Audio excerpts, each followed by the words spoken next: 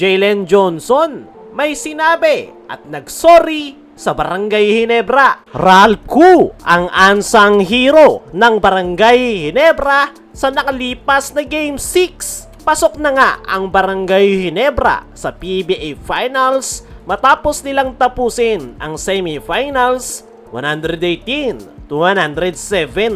Dahil dyan ay muling magbabalik sa PBA Finals ang kupunan ni Coach Tim Cone. Pero mayroon ngang isang unsung player ang Barangay Ginebra sa kakatapos lang na Game 6. At yan ay walang iba kundi ay itong si Ralph Koo. Napakainit nga ng Game 6 kung saan kahit malaki yung kalamangan ng Ginebra ay hindi sila nakakasiguro dahil humahabol ang Rain or Shine. Naibaba na nga lang yan into 2 points. Pero nang dahil dito kay Ralph Koo ay hindi na muli pang nakalamang ang Rain or Shine. Nang dahil yan sa kanyang solid contribution. Meron ngang 11 points itong si Ralph Koo at lahat nga ng puntos na yan ay napakalaki ng naging epekto para makuha ng Ginebra ang momentum. Meron ring 5 rebounds ang nasabing forward at yung 5 rebounds na yan ni Ralph Koo ay sa crucial minutes. Bukod dyan, meron ding napaka-importanteng 3 assists itong si Ralph Koo at yung mga assists niya nga na yan ay napakagagandang setup lalong-lalo na kay Justin Brownlee at RJ Abarrientos. Kapansin-pansin nga rin na napakalaki ng playing time na ibinigay ni Coach Tim dito kay Ralph Koo. 26 minutes and 31st second to be exact. Babad na babad nga itong si Ralph Koo, lalong-lalo na sa 4th quarter.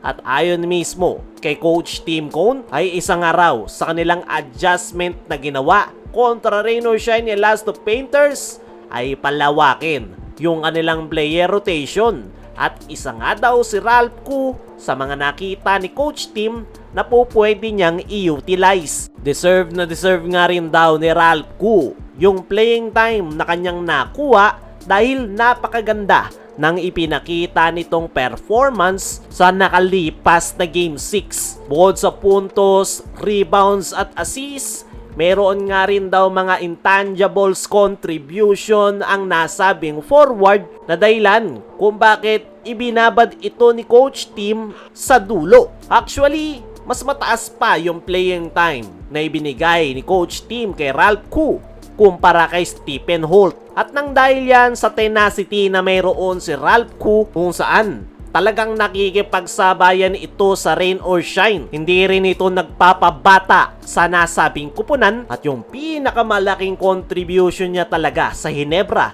na dahilan kung bakit siya binabad ni Coach Tim ay maganda yung flow ng kanilang triangle offense. Kapag nasa loob itong si Ralph Koo ay smooth na smooth yung kanilang opensa. Kumbaga noon mayroong Jody Vance si Coach Tim, ngayon nandiyan si Ralph Koo na magbabalanse ng kanilang opensa. Para sa akin mga chong, deserve talaga na itong si Ralph Koo yung malaking playing time na ibinigay sa kanya ni Coach Tim Cone. Sana ay magtuloy-tuloy na yan, lalo na this upcoming PBA Finals dahil mas kakailanganin ng Ginebra yung contribution netong si Ralph Koo. Mapa-outside shots man yan, playmaking at pagbalanse ng kanilang opensa. Kaya mga chong, ano ang masasabi nyo? Agree ba kayo na itong si Ralph Koo ang unsung hero ng Ginebra sa kakatapos lang na Game 6? I-comment mo lang dyan sa ibaba. Samantala, Jalen Johnson may sinabi at nagsorry sa Barangay Ginebra. Tapos na ang kampanya na itong si Jalen Johnson sa PBA matapos ilaglag ng Barangay Ginebra ang kanyang kupunan na Rain or Shine kagabi sa kakatapos lang na Game 6. At sa naging latest interview na itong Rain or Shine import na si Jalen Johnson ay nabanggit nga nito na bago magsimula yung laro ay nagsorry na siya sa Barangay Ginebra kung saan nilapitan niya yung kanyang nakasagutan na si Raymond Aguilar kung saan ay humingi nga ito ng sorry maging sa coaching staff ng Barangay Ginebra na kanya ring nakasagutan. Ayon pa dito kay Jalen Johnson ay nadala lang siya ng init ng semi-final series. Pero at the end of the day, pare-parehas lang daw ang kanilang trabaho at ayaw niya nga raw ng kaaway. Para sa akin mga chong,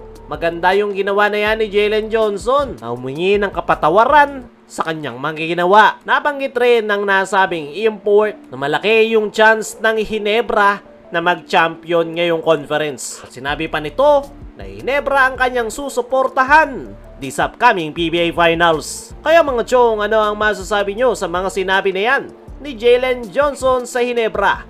Ano rin yung masasabi nyo sa ansang hero ng Ginebra na si Ralph Koo? I-comment mo lang dyan sa ibaba.